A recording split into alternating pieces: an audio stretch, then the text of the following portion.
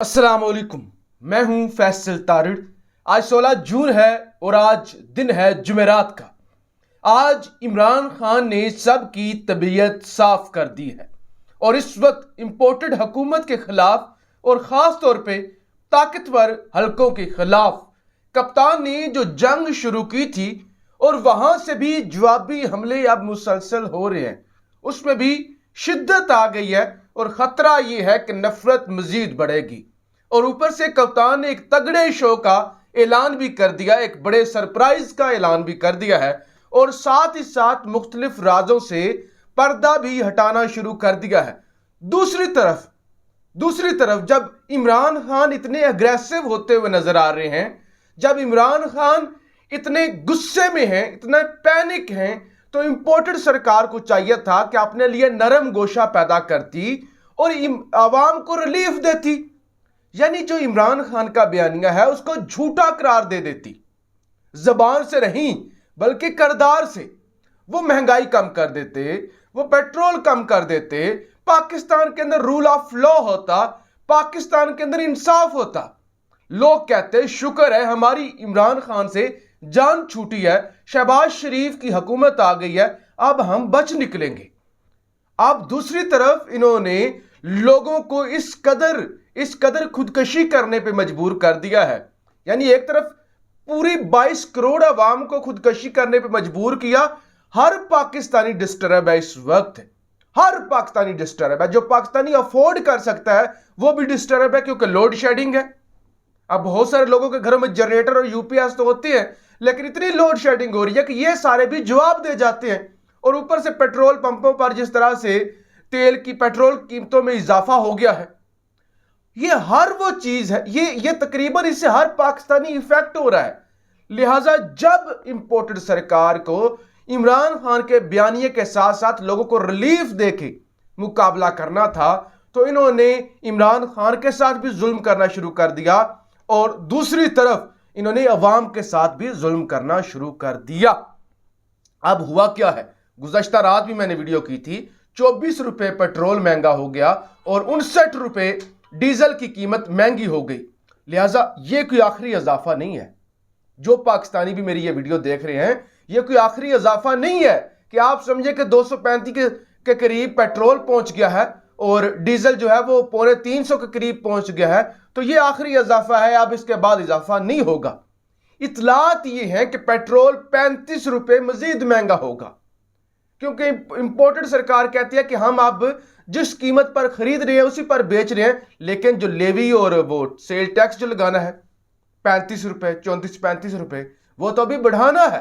लिहाजा आप इंतजार करें, पेट्रोल अभी 30 से 35 रुपए मजीद महंगा होगा और इसी तरह से डीजल भी महंगा होगा। आज जो डॉलर है वो 208 रुपए से तजावुज कर चुका है, 208 रुपए से ऊपर जा चुका है। यानी $1 208 रुपए का, और ये ओपन मार्केट के अंदर तो इससे भी महंगा बिक रहा है। अब ये जुल्म ये है, लोगों को सच नहीं बताया जा रहा, जानबूझ के करेंसी को डिवैल्यू किया जा रहा है, जानबूझ के अपने रुपए को बदनाम किया जा रहा है, जानबूझ के डॉलर को मजबूत किया जा रहा है, क्योंकि आईएमएफ की यह शर्त है कि आपने अपने रुपए को डिवैल्यू करना है।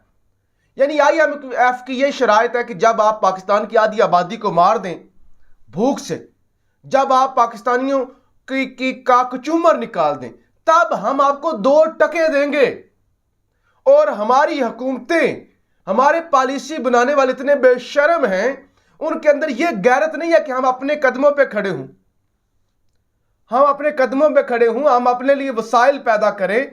हम क्यों ये बार बार भीख मांगने चले जाते हैं? कोई आईएमएफ या आलमी अदारों के पास हम पहली दफा तो नहीं गए, खान साहब भी गए हैं और खान साहब से पहले सैकड़ों दफा बाकी हुकूमतें जा चुकी हैं, लेकिन मुल्क को डेवलप नहीं किया गया और भीख मांगने पर इक्तफा किया गया। यानी पाकिस्तान की जो मैशत है उसमें कख भी नहीं है, सिर्फ भीख मिलेगी तो मुल्क चलेगा। अब क्योंकि भीख नहीं मिल रही तो हर चीज महंगी और तबाह कर दी है इस सरकार ने। आप जी खान साहब कहते हैं जो साजिश कामयाब हो गई है। मैंने न्यूट्रल से कहा था कि मुल्क बर्बाद हो जाएगा, ना हो, ये ना करें, अभी वक्त नहीं है, अभी ना करें, मुश्किल वक्त है।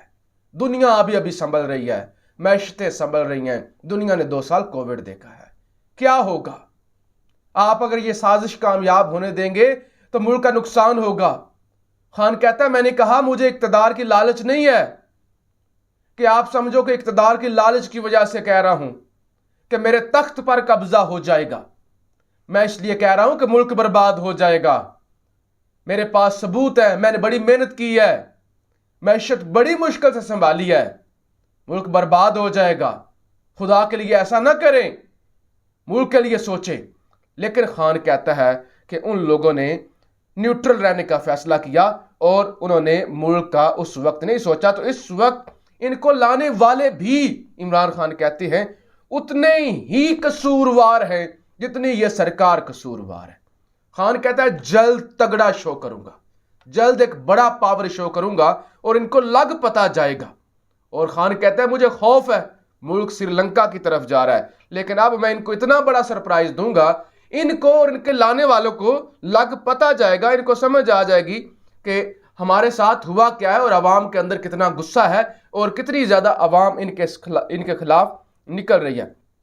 خان کہتا ہے کہ یہ جو سازش کامیاب ہو گئی ہے نا، اگر ہم نے اس کو مزید چلنے دیا تو ملک کے اندر کبھی فارن پالیسی آزاد نہیں آ سکے گی، کبھی فارن پالیسی آزاد نہیں ہوگی، ہم ہمیشہ غلام رہیں گے، ہم ہمیشہ امریکیوں کی غلامی کریں گے، ہم پہ ہمیشہ قیدی اور اس طرح کے چور اور ڈاکو مسلط ہوں گے اور ہم اپنے ملک کو نہیں بچا سکیں گے۔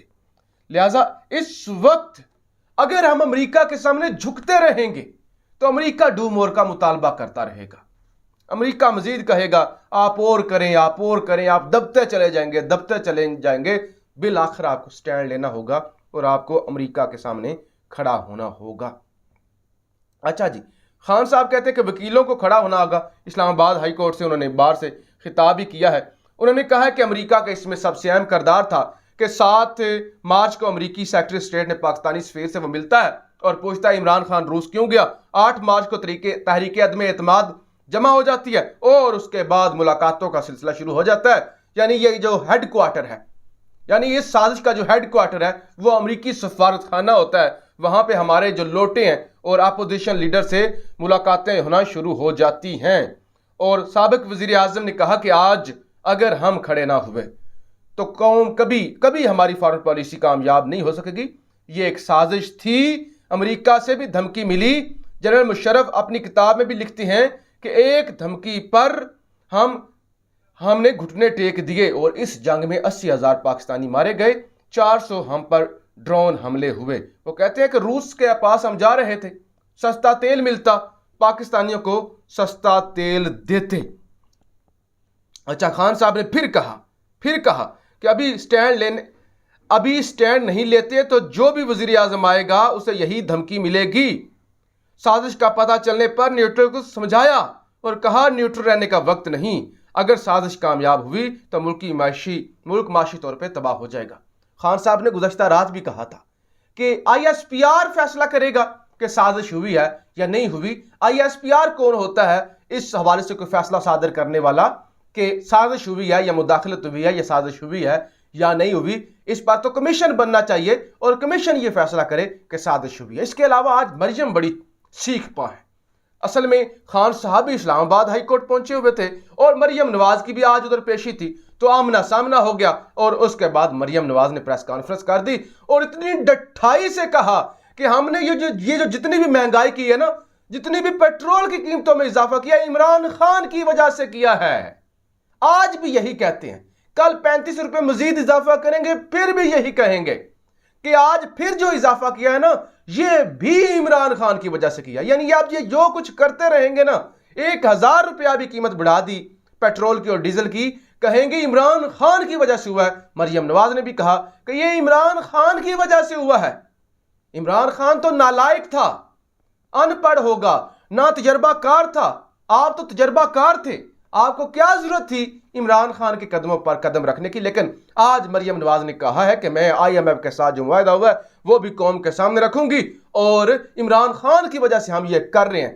اچھا، عمران خان کی وجہ سے آپ یہ کر رہے ہیں تو آپ کو معاہدے کا پتہ تھا، آپ کو ضرورت کیا تھی اقتدار میں آنے کی؟ آپ کو ضرورت کیا تھی؟ آپ اسمبلیاں اسی وقت توڑتے، عدم اعتماد کامیاب ہو گئی تھی، آپ الیکشن کی طرف جاتے۔ آپ بار بار کہتے ہیں بارودی سرنگیں بارودی سرنگیں، تو آپ کو کس پاگل نے کہا تھا کہ آپ بارودی سرنگوں پر قدم رکھیں؟ تو لہٰذا یہ جی اس وقت ملک کی صورتحال ہے، اور مجھے یہ فکر ہے جس طرح سے P T I, Imran Khan اور اسٹیبلشمنٹ، مقتدر حلقوں کے درمیان جملوں کا تبادلہ اور نفرت اور جنگ جو شدت اختیار کرتی جا رہی ہے، یہ حالات بہتر ہو جائیں گے۔ پی ٹی آئی اور مقتدر حلقوں کے آپس میں سیٹنگ ہو جائے گی، وقت لگے گا، بہتر ہو جائیں گے معاملات۔ لیکن یہ جو نفرت کا بیج بویا جا رہا ہے نا، لوگوں کے دلوں میں نفرت جو بڑھ رہی ہے طاقتور حلقوں کے خلاف یا اسٹیبلشمنٹ کے خلاف، یہ ملک کا نقصان کرے گی۔ اس کو ریکور کرنا پھر مشکل ہو جائے گا۔ تو ابھی آپ سب کو مل کے سوچنا ہوگا کہ آپ نے کیا کرنا ہے۔ پاکستان زندہ باد۔